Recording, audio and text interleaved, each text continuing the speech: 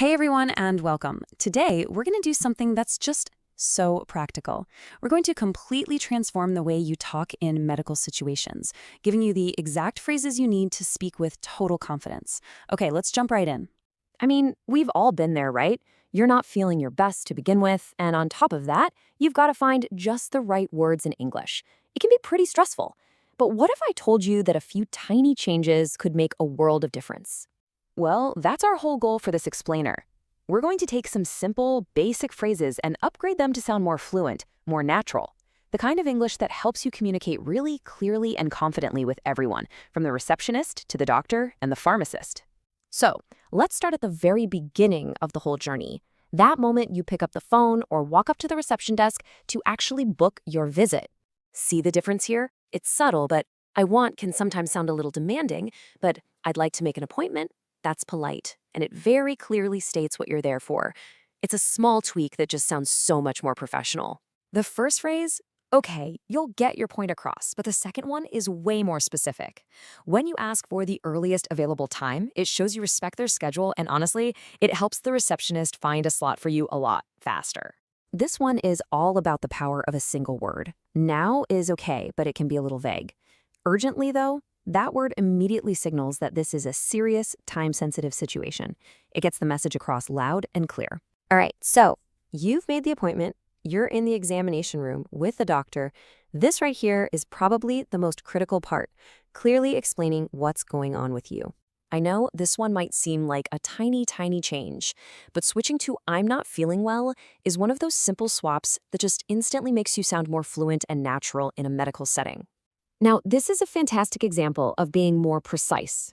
I mean, pointing and saying, here works, but saying, I'm experiencing pain in this area is a bit more formal and really helps the doctor focus. It just opens the door for a much better conversation about your symptoms.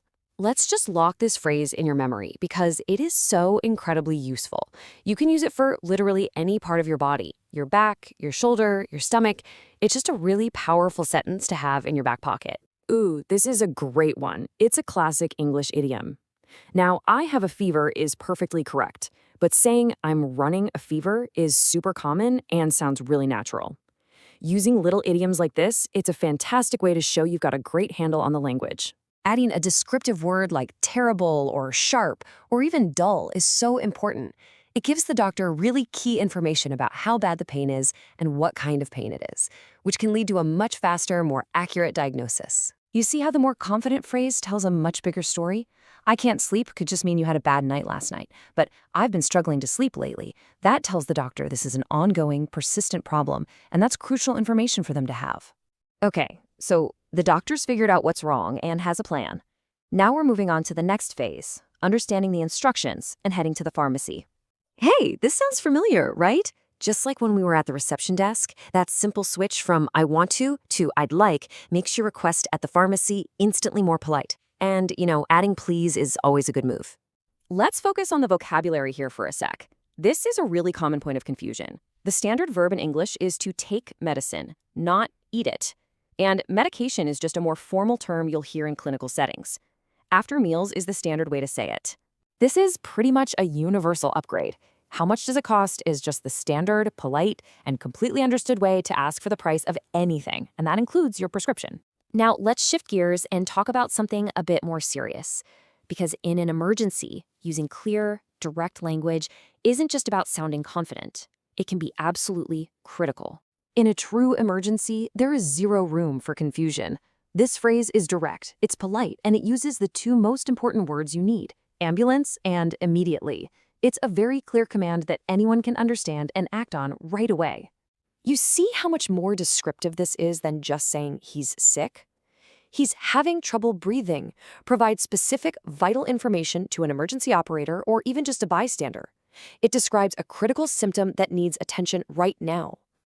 It's interesting. Sometimes just yelling, help, can cause people to freeze. But saying I need urgent assistance, that's a powerful and clear statement. It communicates how serious the situation is and really prompts people to take action. Whew, we have covered a lot of ground, haven't we? From making an appointment all the way to handling an emergency. But, knowledge is only powerful if you can actually use it. So now it's your turn to put this into practice. Here's a simple little challenge for you. Go back through the phrases we just covered. Pick 5 that you think will be most useful for you. Then just find a quiet spot, imagine you're in the situation, and practice saying them out loud. Repetition is absolutely the key to making them feel natural, so when you actually need them, they'll just roll off the tongue. So what's it going to be?